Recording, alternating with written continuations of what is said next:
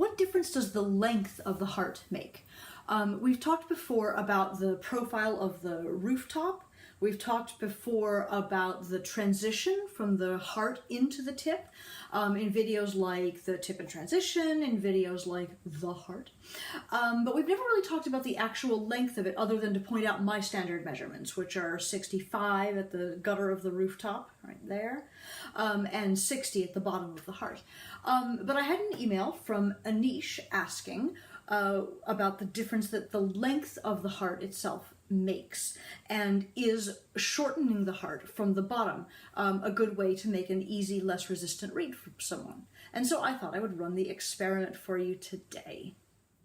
I have a couple of reeds here which I made very intentionally to have identical hearts.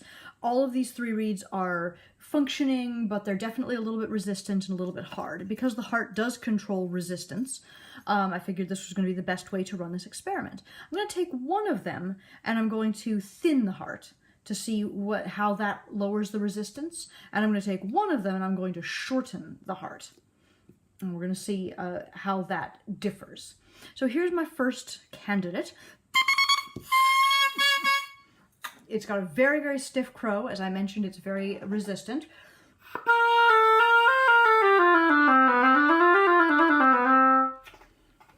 And very heavy.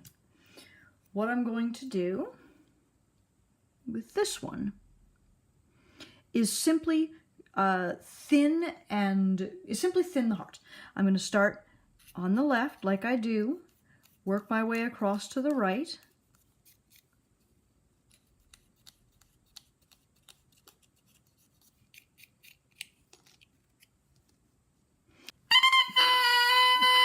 That definitely brought the crow down. It's not only flatter, but looser, less refined. I can less easily hear those 2 perfect octaves.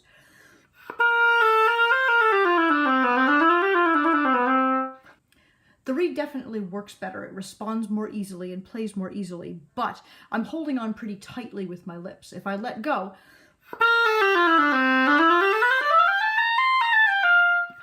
it's a little bit wild, it's quite open and a little bit unstable. So that's what happened when I took my reed that was a little too stiff and I just thinned the heart. Let me take this one now.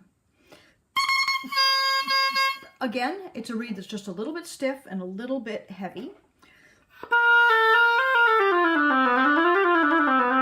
But basically feels pretty good, but if I gave this to a student, they would complain at me. They would resist this reed. Instead of thinning the heart, which is going to make the whole thing feel more open and less controlled, I'm going to try shortening the heart from the bottom. So down here where I'm at approximately probably 59 or 60, I'm going to go ahead and dig in, take it up a couple of millimeters, fold it over, and brush that away. If I had had a stronger wall at the bottom of the heart before, I might have started by chipping off just like a top layer, like so, and then returning to the second layer.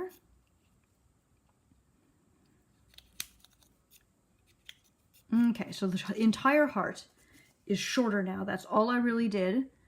My heart is now at 61 millimeters. Let's see what that did.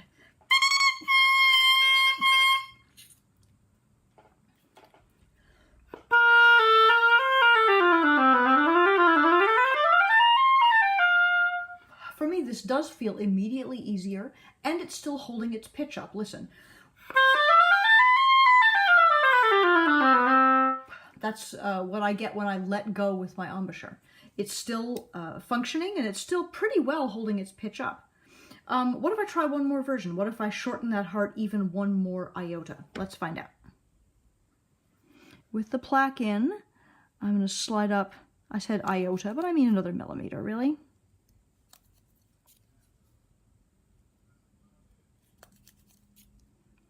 It would be easy to go too far doing this, and I may just have done that, but we'll find out. It's now,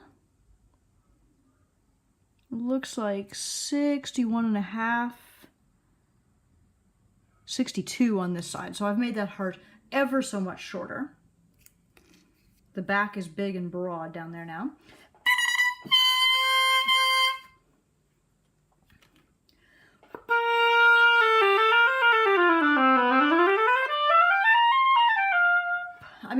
this almost feels too light, and yet, if I clip one more little bit to bring the crow up,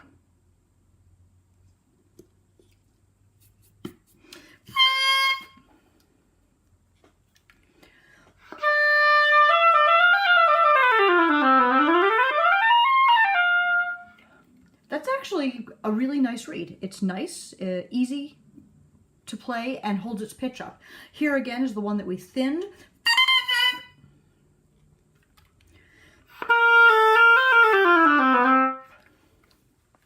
Which does blow more easily, it blows more freely, but it is not better.